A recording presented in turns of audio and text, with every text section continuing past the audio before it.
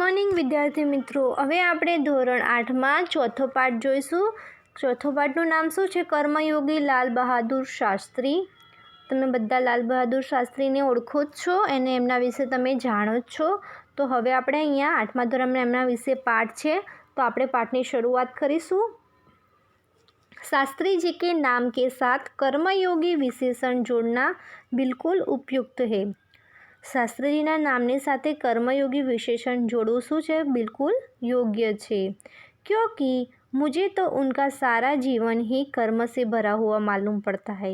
કેમ કે મને તો એમનું પૂરેપૂરું જીવન કર્મથી એટલે સારા કામોમાંથી જ કરેલું અને જોવા મળે છે. शास्त्री जी सामान्य परिवार से ऊपर उठकर देश के प्रधानमंत्री के जिस महत्वपूर्ण पद तक पहुँचे उसका रहस्य उनके कर्मयोगी होने में छिपा हुआ है. शास्त्री जी શું હતા? એક સામાન્ય પરિવારમાંથી એમનો જન્મ થયેલો હતો, ઉછેર થયેલો હતો અને એમનાથી ઉપર એમના જે દેશના પ્રધાનમંત્રી હતા એમને જે મહત્ત્વપૂર્ણ પદ મળ્યું હતું, જે દેશનું પ્રધાનમંત્રીનું, એ એમના સારા કર્મના કારણે જ એમના કર્મયોગીમાં છુપાયેલું રહ્યું હતું. वह उन लोगों में भी नहीं थे, એ લોકોમાંથી નથી કે जो भाग्य पर भरोसा करके बैठे रहते हैं. એ લોકોમાંના નહોતા કે જે લોકો પોતાના નસીબ ઉપર જ વિશ્વાસ કરીને બેસી રહે. और अचानक कभी सफलता मिल जाती, અને અચાનક જ સફળતા મળી જાય કે મારા નસીબમાં હશે ને ત્યારે ભાગ્ય નીકળશે અને મને સફળતા મળી જશે, એવા એમના વિચારો હતા નહીં. बल्कि वह उन लोगों में से थे, परंतु ये तो ये लोगों में था जिनको अपनी हथेली की लकीरों के बजाय अपने चिंतन और कर्म की शक्ति पर अधिक भरोसा होता है. પરંતુ એ લોકો એમનો વિચારો કેવા હતા? હાથની લકીરો પર નહીં, હાથની રેખાઓ નહીં, પરંતુ પોતાનું ચિંતન અને કર્મની શક્તિના ભરોસે જ હતું. और वे क्रमशः अपने जीवन का रास्ता बनाते हुए आगे बढ़ते थे, અને હંમેશા પોતાના જીવનનો રસ્તો આગળ વધારતા હતા. શાસ્ત્રીજી કે લીએ કર્મ ही ईश्वर था. શાસ્ત્રીજીના માટે શું હતું? કર્મ જ ઈશ્વર હતું. और इसके प्रति वह बिना किसी फल की आशा किए संपूर्ण भाव से समर्पित रहते थे. એ છે ને હંમેશા પોતાના કોઈપણ ફળની આશા મળે એવો ભાવ રાખ્યા વગર જ દરેક કામ એ કરતા હતા, સમર્પિત રહેતા હતા. यहाँ तक कि जब भी उन्हें फल की प्राप्ति के अवसर मिले, અને અત્યાર સુધી એમને જ્યારે પણ સારા પરિણામ મળ્યા હોય, એવા પ્રસંગ આવ્યા હોય, तब भी उन्होंने उस पर हमेशा उपेक्षित दृष्टि ही रखी, અને તો પણ એ હંમેશા કેવી દૃષ્ટિ રાખતા હતા? એમની પોતાની જાતની દૃષ્ટિ રાખતા હતા. उनका जीवन दर्शन गीता के निष्काम कर्म योगी का प्रतिरूप था. એમનું જીવન દર્શન કેવું હતું? ગીતાના સારા નિષ્કામ કર્મયોગીનો પ્રતિરૂપ હતું. इसीलिए मैं समझाता हूँ कि उन्हें केवल कर्मयोगी के बजाय निष्काम कर्मयोगी कहना कहीं अधिक उपयुक्त होगा. એટલે એમને હું વિચારું છું કે કેવળ એમને કર્મયોગી જ બજાય, એના સિવાય નિષ્કામ કર્મયોગી કહેવું શું હશે? યોગ્ય હશે. अपने उद्देश्य के प्रति दृढ़ आस्था और उस उद्देश्य को प्राप्त करने के लिए कर्म का भाव तथा उस कर्म के प्रति संपूर्ण समर्पण, ये 3 बातें मुझे उनके संपूर्ण चरित्र तथा जीवन दर्शन में दिखाई पड़ती हैं. મને પોતાના ઉદ્દેશ્યોને શું કરવાનું? દૃઢ આસ્થાથી અને એમનો દૃઢ ઉદ્દેશ્યથી જ પ્રાપ્ત કરવાનું. એમના કર્મનો શું હતો? એક ભાવ હતો અને સંપૂર્ણ સમર્પણ હતું. આ 3 વાતો જ એમનું સંપૂર્ણ પોતાનું જીવન દર્શન એમનામાં દેખાઈ પડે છે. अपने एक ही भाषण में उन्होंने इसी तरह के विचार व्यक्त करते हुए कहा है. એમને એક ભાષણ આપ્યું હતું, એમાં એમને પોતાના વિચારો વ્યક્ત કરતાં કહ્યું હતું, પોતાના મનના વિચારો વ્યક્ત કરતાં કહ્યું હતું, यहाँ तक कि भले ही आप राजनीतिक क्षेत्र या सामाजिक क्षेत्र या किसी अन्य क्षेत्र में कार्य करते हैं. શું કહે છે અહીંયા સુધી? ભલે તમે કોઈ રાજનૈતિકના ક્ષેત્રમાં કામ કરતા હોય, સામાજિક ક્ષેત્રના કામ કરતા હોય, એ બીજા કોઈ અન્ય કાર્યમાં કામ કરતા હોય, यदि आप उसमें सफल होना चाहते हैं, जो તમે એમાં સફળતા પ્રાપ્ત કરવા માંગો, तो अपने दायित्व का पूरी तरह से निर्वाह करना જોઈએ. પોતાના વિચારોનું શું કરવું જોઈએ? સારી રીતે નિર્વાહ આચરણ કરવું જોઈએ. तो आपके कार्य और समर्पण तथा भक्ति और कर्म में समन्वय होना चाहिए. તમારું કાર્યમાં અને સમર્પણ તમે જે ત્યાગ કરો છો, કર્મ કરો છો, સારા સારા કામ કરો છો, એમાં શું હોવું જોઈએ? સમન્વય હોવું જોઈએ. मैं शास्त्री जी की सफलता का रहस्य उनके इसी महत्वपूर्ण चिंतन में मानता हूँ. હું શાસ્ત્રીજીની સફળતા જ એમના મહત્વપૂર્ણ ચિંતન વિચારોમાં જ માનું છું. साथ ही यह भी मानता हूँ कि किसी भी व्यक्ति, समाज और देश के विकास का रहस्य इसी भक्ति और कर्म के सिद्धांत में निहित है. સાથે સાથે હું એવું માનું છું કે કોઈપણ વ્યક્તિ, સમાજ અને દેશના વિકાસમાં રહસ્યમાં શું કરે છે? ભક્તિ અને કર્મના સિદ્ધાંત સાથે નિહિત હોય છે, હિત હોતો નથી. शास्त्री जी का संपूर्ण जीवन श्रम, सेवा, सादगी और समर्पण का अनुपम उदाहरण है. શાસ્ત્રીજીનું શું છે? પૂરું જીવન શેમાં લાગેલું રહે છે? શાસ્ત્રીજીનું સંપૂર્ણ જીવન શ્રમ, મહેનત કરવામાં, સેવા કરવામાં, સાદગીમાં અને બીજાને સમર્પણ આપવામાં એક મોટું ઉદાહરણ છે.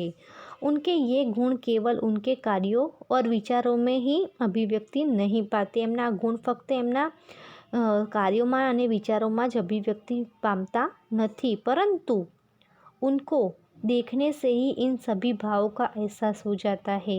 પરંતુ એમને જોતાને સાથે જ આ બધા અનુભવોનો, ભાવોનો અહેસાસ થતો હોય છે. उनके अपने व्यक्तित्व में विचारों का अनोखा समन्वय है. એમના વ્યક્તિત્વમાં, વિચારોમાં એક અલગ જ સમન્વય હોય છે. વહ જો कुछ कहते थे, એ જે પણ કંઈ કહેતા હતા, જે પણ કંઈ કરતા હતા, जो कुछ भी करते थे અને જે પણ કંઈ કરતા હતા, वो एकमात्र राष्ट्र लाभ की भावना से प्रेरित होकर करते थे. અને એમાં પણ એમનું શું હતું? રાષ્ટ્રનું લાભ થવાની જ એમની ભાવનાથી જ, પ્રેરિતથી જ એ કાર્ય કરતા હતા. मुझे लगता है कि यह उनके चरित्र की एक बड़ी बड़ी विशेषता है. મને શું લાગે છે કે આ એમના ચારિત્ર્યની જ બહુ જ મોટી વિશેષતા છે, જેના કારણે દેશવાસીઓ એમના પર શું કરે છે? અધિક વિશ્વાસ કરતે હે. એના કારણે જ આપણે દેશવાસીઓ એમના પર ખૂબ જ વિશ્વાસ કરીએ છીએ. और उन्हें चाहते भी थे અને એમને ઈચ્છીએ પણ છીએ. पंडित नेहरू की समृद्धि राजनीतिक विरासत को संभालना और उसे आगे ले जाने का काम कठिन नहीं था. પંડિત નહેરુને શું કરવાનું હતું? સમૃદ્ધ રાજનૈતિકને વિરાસતમાં મળી હતી, એને સંભાળવાનું અને આગળ લઈ જવાનું કામ એમના માટે મુશ્કેલ હતું નહીં. लेकिन देश के उस समय एक साफ साफ देखना कि उससे संभालने की ताकत शास्त्री जी में थी. પરંતુ દેશને સાફ સાફ જોવા માટે અને સંભાળવાની તાકાત ફક્ત કોનામાં હતી? ફક્ત શાસ્ત્રીજીમાં જ હતી. अपने निर्मल चरित्र और दृढ़ संकल्प शक्ति द्वारा देश की इस आकांक्षा को पूरा किया. એમણે શું કર્યું હતું? શાસ્ત્રીજીએ પોતાના નિર્મળ સારા વિચારો, દૃઢ સંકલ્પ દ્વારા જ દેશની આકાંક્ષાઓને, એમને ઈચ્છાઓને એમને પૂર્ણ કરી હતી. शास्त्री जी की एक सबसे बड़ी विशेषता यह थी कि वे एक सामान्य परिवार में पैदा हुए थे. શાસ્ત્રીજીની મોટી વિશેષતા શું હતી? કે એક સામાન્ય પરિવાર હતો એમનો પરિવારમાં એમનો जन्म થયો હતો. उनकी परवरिश हुई और जब वे देश के प्रधानमंत्री जैसे महत्वपूर्ण पद पर पहुँचे तब भी वह सामान्य ही बने रहे. જ્યારે એમનો જન્મ થયો હતો ત્યારે પણ એ સામાન્ય માણસ હતા, અને જ્યારે એ પ્રધાનમંત્રી, દેશના પ્રધાનમંત્રી બન્યા તો પણ એ સામાન્ય માણસ જ રહ્યા હતા. विनम्रता, सादगी और सरलता उनके व्यक्तित्व में एक विशिष्ट प्रकार का आकर्षण पैदा करती थी. विनम्रता, सादगी અને સરળતા એમના વ્યક્તિત્વમાં એક વિશિષ્ટ જ પ્રકારની આકર્ષણ पैदा કરતું હતું. इस दृष्टि से शास्त्री जी का व्यक्तित्व बापू के अधिक करीब था. એમનું વ્યક્તિત્વ કોના નજીક હતું? આપણા બાપુની નજીક હતું.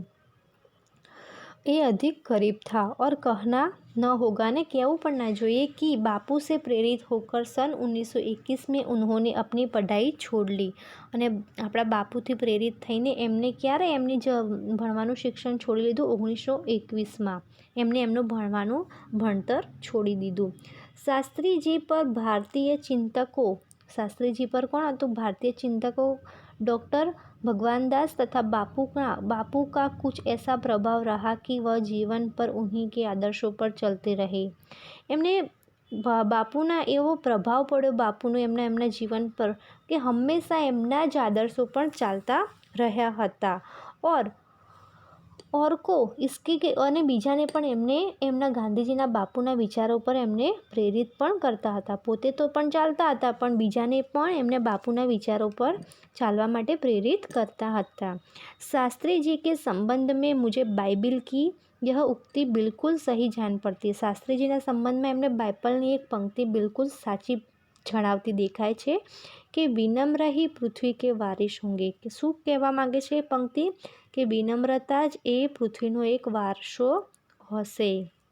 शास्त्री जी ने हमारे देश की स्वतंत्र संग्राम में तब प्रवेश किया था। शास्त्री जीए क्यारे प्रवेश कर्यो तो अपने स्वतंत्र संग्राम में प्रवेश कर्यो तो जब त्यारे एक स्कूल में विद्यार्थी थी। शुं हता एक स्कूल में विद्यार्थी हता त्यारे एमने स्वतंत्र संग्राम में जोड़ाया हता और उस समय उनकी उम्र कितनी थी 17 साल की थी। गांधी जी के आह्वान पर वे स्कूल छोड़कर बाहर आ गए। कोना आह्वान पर गांधी जी ना आह्वान पर ये स्कूल छोड़ीने क्या आवी गया बाहर आवी गया। इसके बाद काशी विद्यापीठ में उन्होंने अपनी शिक्षा पूरी की। एमने एमનું शिक्षण क्या પૂરું કર્યું હતું કાશીની વિદ્યાપીઠમાં એમણે એમનું બાકીનું शिक्षण પૂરું કર્યું હતું। उनका मन हमेशा देश की आज़ादी और सामाजिकता कार्यों की ओर लगा रहा। एमનું हमेशा मन શેમાં જોડાયેલું હતું દેશની આઝાદી અને સમાજના કાર્યો કરવામાં જ એમનું मन જોડાયેલું હતું। परिणाम यह हुआ कि सन 1926 में वे लोक सेवा मंडल में शामिल हो गए। परिणामे શેમાં જોડાઈ ગયા ક્યારે 1926 में ये लोक सेवा मंडल में जोड़ाई गया जिसके वे जीवन भर सदस्य रहे। सो ये जीवन भर एमना सदस्य हता। इसमें शामिल होने के बाद से शास्त्री जी ने गांधी जी के विचारों के अनुरूप अछूतों द्वारा के काम में अपने आप को लगाया। त्यारे ए जीवन भर एमना सदस्य तो हता पण एमां जोड़ाया पछी एमने गांधीजीना विचारोना अनुरूप एमने शुं कर्युं जे छूत अछूतोनुं हतुं ने एमां ए काममां ए जोड़ाई जाय छे।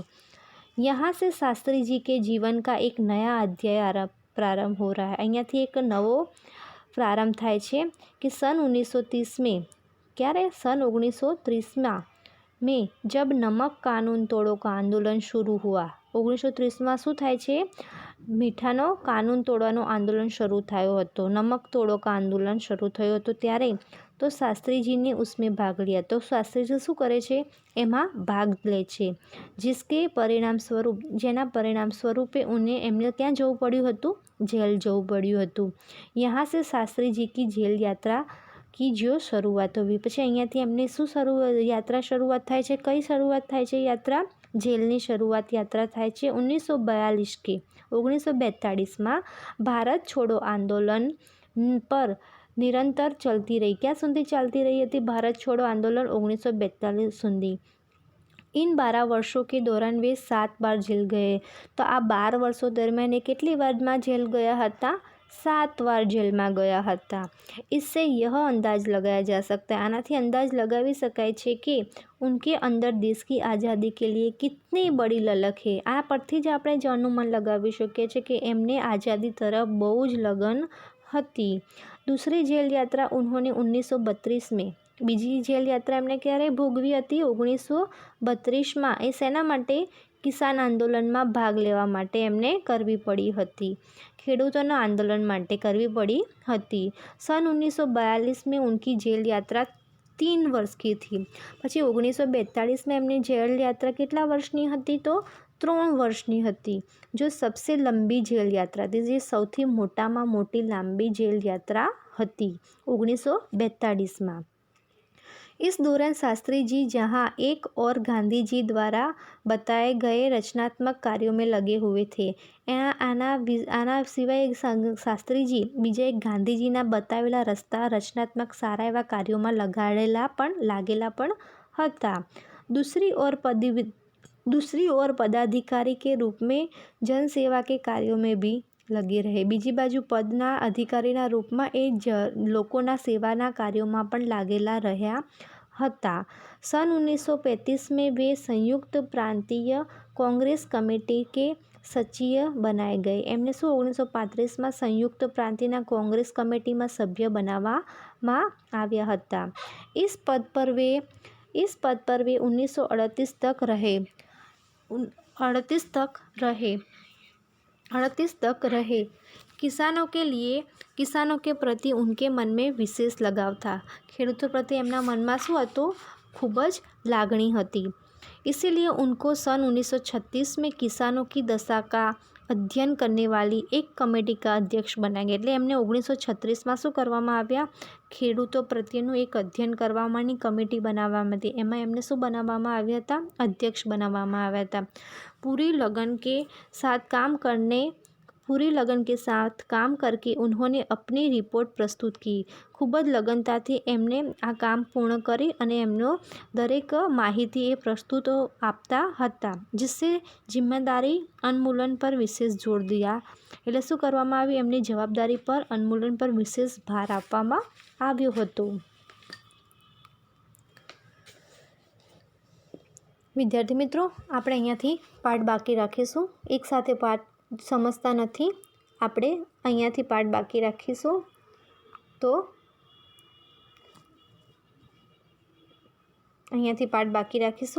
અહીંયા પૂર્ણ થશે।